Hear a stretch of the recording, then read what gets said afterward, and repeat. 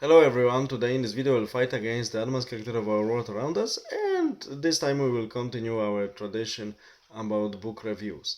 And recently I finished reading the book which was published exactly 100 years ago in 1925 in English language, the original version, and the author was a British military officer from the battlefields of First World War, especially Mr. Frederick Maurice, and he, after he got re retired forcefully from the military because he didn't agree with the political decisions on the Western Front during First World War and criticized many influential politicians, including the demagogue uh, Lloyd George, so he was not liked and not promoted later, but luckily he had enough resources to live, and he dedicated for writings in military history, and it's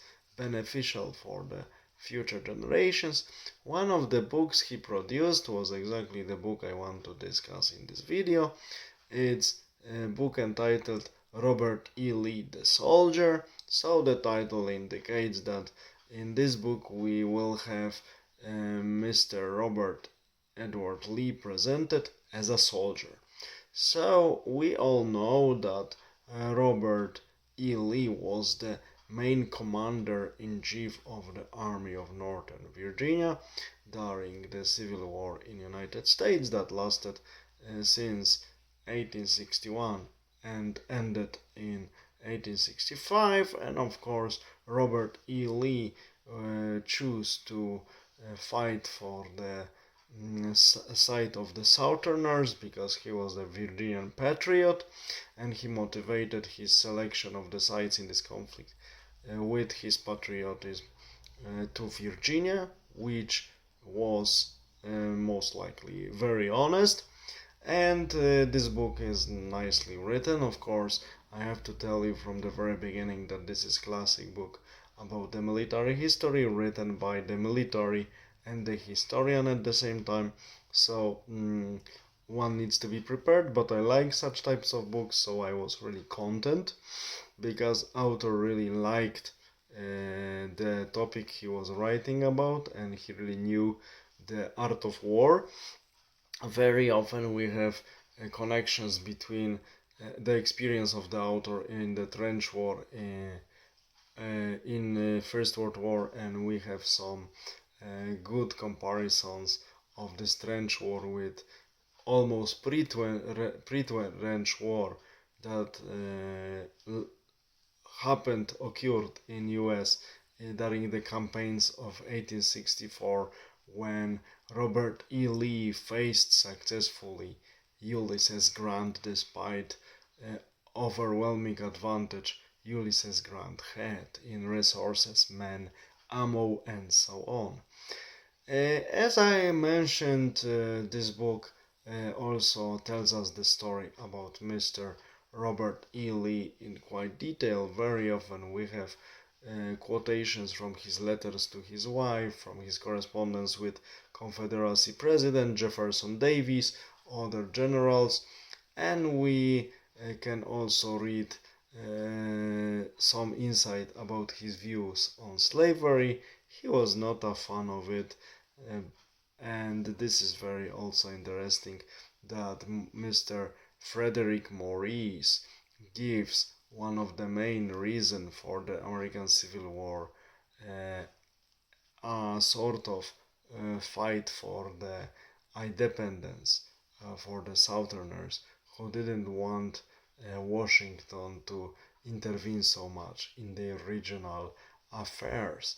So, as many Southern patriots tell today, main reason for the Civil War was the will among Southerners for preservation of the autonomy of the state, preservation of the high level of self-rule, not slavery.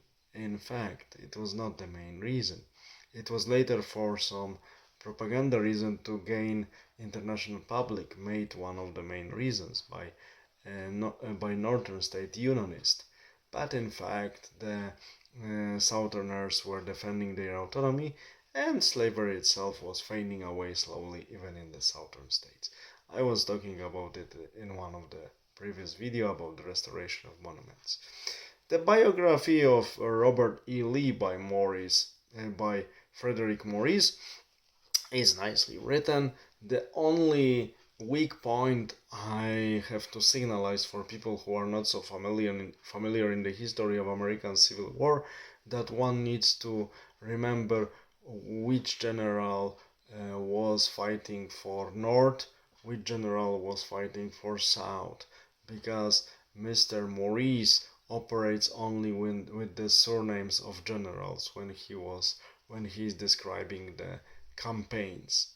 It was not a problem to me, but if someone is not very familiar with the history of Civil War, it might be an annoyance.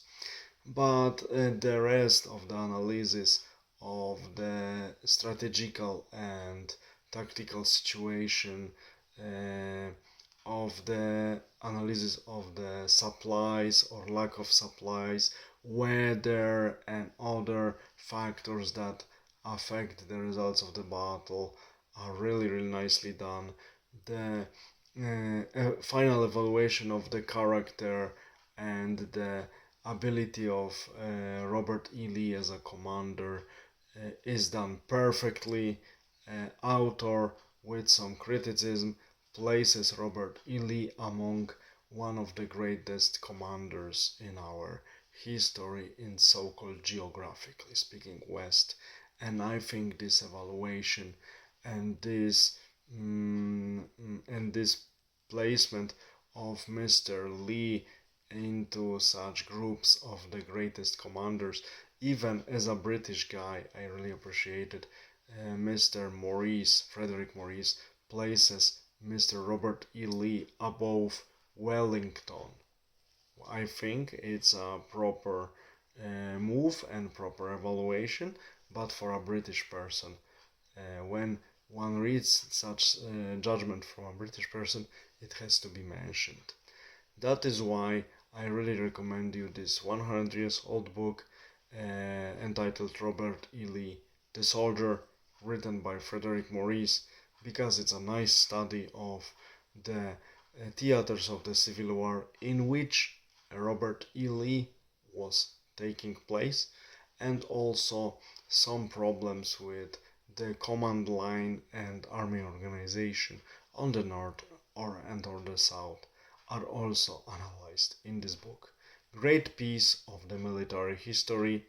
I hope in the future I will be able to read more of such books written by good historians and very good soldiers. All the best. Have a nice day. Bye.